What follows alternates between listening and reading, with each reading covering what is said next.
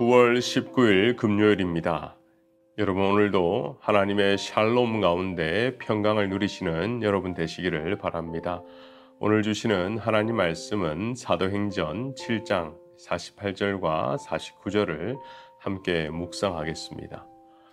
그러나 지극히 높으신 이는 손으로 지으신 곳에 계시지 아니하시나니 선지자가 말한 바 주께서 이르시되 하늘은 나의 보좌요 땅은 나의 발등상이니 너희가 나를 위하여 무슨 집을 짓겠으며 나의 안식 장소가 어디냐.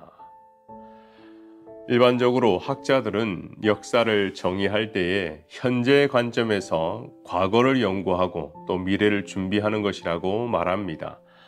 오늘 본문은 스데반 집사님의 설교인데요. 내용을 정확하게 이해하기 위해서 이스라엘 역사에서 성전에 대한 선지식이 조금 필요합니다. 그 선지식의 주제는 하나님과 건물인데요. 지극히 높으신 하나님은 사람이 만든 성전에만 계시는 분이 아니라는 것이 요지입니다. 스데반 집사님은 초대교회 1급 집사님 중에서 가장 성령과 지혜가 충만했죠. 그가 이 설교를 하게 된 이유는 당시 유대 지도자들이 이 성전을 절대화하고 또 예수 그리스도를 거부했기 때문입니다. 그래서 스데반은 모세 시대의 이 광야 성막과 다윗과 솔로몬 성전을 중심으로 이스라엘 역사를 되짚으면서 우리 하나님께서 역사적으로 언제 성전 안에 갇혀 있는 것을 본 적이 있느냐 하고 깨닫게 하는 거죠. 아브라함은 성전이 없는 곳에서 부름을 받았습니다. 요셉은 이방 땅 애굽에서도 하나님의 형통함을 누렸죠. 그리고 모세는 광야의 그 떨기나무 앞에서 하나님을 만났습니다. 그렇다면 이것을 다 알고 있는 유대 지도자들은 왜 성전을 자랑하고 성전을 절대화하고 성전 안에 갇히는 신앙을 가지게 되었을까요? 매번 드려지는 이 제사와 절기가 모두 성전을 중심으로 이루어졌죠. 그리고 포로 생활 중에도 성전이 건재하면 우리는 여전히 하나님의 백성이다 하는 이 잘못된 정체성, 그러한 아이덴티티가 있었습니다. 그리고 성전에 모여 율법과 절기를 지키면 지킬수록 사회적으로, 정치적으로 권력의 중심이 되었습니다. 그러다 보니 성전이 그들의 우상이 되어버린 것이죠. 이것을 보며 저는 두 가지를 깨닫게 되었습니다. 첫 번째, 우리도 하나님의 임재와 역사하심을 이 사람이 만든 어떤 건물에 또는 사람이 만든 어떤 것에 가둘 수도 있겠구나 하는 생각입니다. 우리는 매일 아침 성전에 가는 것이 아니라 일터로 향합니다. 가정에서 삶의 자리에는 하나님은 안 계시고 교회에만 주님이 계시니 우리의 신앙생활은 교회에서 결정된다 하는 착각이 있을 수 있다라는 거죠. 우리 주님은 예배당에만 와야 만날 수 있는 분이 아닙니다. 우리의 삶 전체가 하나님과 동행하는 성전임을 여러분 기억하시기를 바랍니다. 중요한 것은 눈에 보이는 건물이 아니라 눈에 보이지 않는 예수님과 동행하는 거죠. 어떤 갈등의 순간에 우리 주님이라면 어떻게 하셨을까? 하나님은 어떤 것을 더 기뻐하실까? 생각하고 고민하는 삶이라면 그것은 하나님과 동행하는 성전의 삶이라는 것입니다. 두 번째는 이 신앙을 형식으로 대체하는 실수입니다.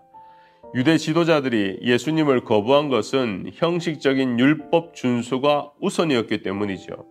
성전이 있으니까 또 우리가 매번 제사를 드리니 내 삶은 안전하다. 그러면서 자기의 삶 가운데서는 하나님의 최고의 법인 이 사랑을 어기고 살았죠. 이중적인 삶이죠. 어떤 사람이 병원에서 건강검진을 받았다고 해요. 의사가 식습관을 바꾸고 운동을 정기적으로 해야 합니다. 처방을 내렸습니다.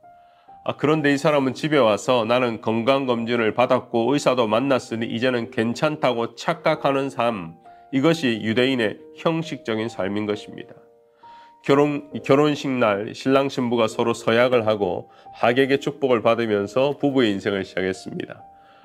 더 중요한 것은 결혼식 이후 진짜 부부의 삶이죠. 서로 사랑하고 책임지는 그러한 결혼 생활을 하지 않는다면 그들이 했던 그 서약과 황홀했던 결혼식은 아무 의미가 없는 것입니다.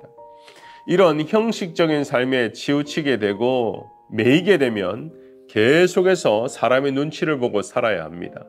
주일 예배를 드려도 어떤 봉사를 해도 사람들이 나를 어떻게 생각할까? 사람들이 나에게 인정해 줄까? 의식하며 산다면 참 피곤한 인생을 사는 것이죠. 하지만 눈에 보이지 않는 살아계신 주님과 또 하나님의 말씀에 매이면 참된 자유를 누리게 되는 것입니다. 중요한 것은 삶 속에서 주님과 동행하고 말씀대로 살아가는 것입니다. 결론의 말씀을 드립니다. 교회 건물, 예배당은 모이는 장소일 뿐이고 진짜 교회는, 진짜 성전은 나 자신입니다. 예배당에서 드리는 기도와 말씀이 세상 속에서 순종하여 실천적으로 삶의 예배로 이어질 때에 우리는 건물을 뛰어넘는 내 안에 주님이 주인 되시는 참된 자유와 움직이는 교회가 되는 것입니다. 이런 것을 깨닫고 살아가는 여러분 되시기를 바랍니다. 기도하겠습니다. 은혜가 풍성하신 하나님, 오늘도 말씀을 통하여 한계가 없는 크신 하나님을 다시 한번 깨닫게 되었습니다.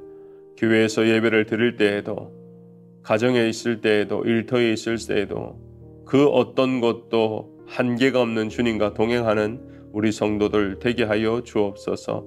하나님의 말씀을 붙잡고 날마다 기도를 읊조리며 나아갈 때에 하나님께서 가장 좋은 때에 가장 좋은 것을 베풀어 주시는 그 하나님을 경험하는 우리 모든 성도들을 되게 하여 주옵소서.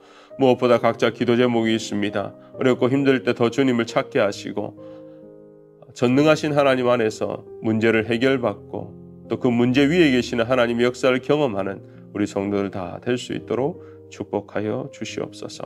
감사하며 예수님의 이름으로 기도하옵나이다. 아멘.